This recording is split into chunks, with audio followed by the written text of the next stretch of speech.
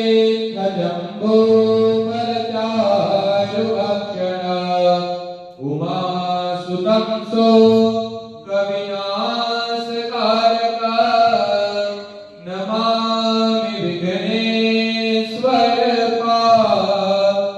विघ्नेश्वरपादपङ्कजं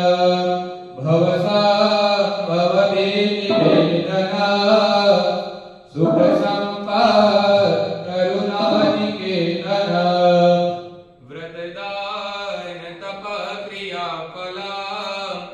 सहजानन्द गुरुं भजे सदा ॐ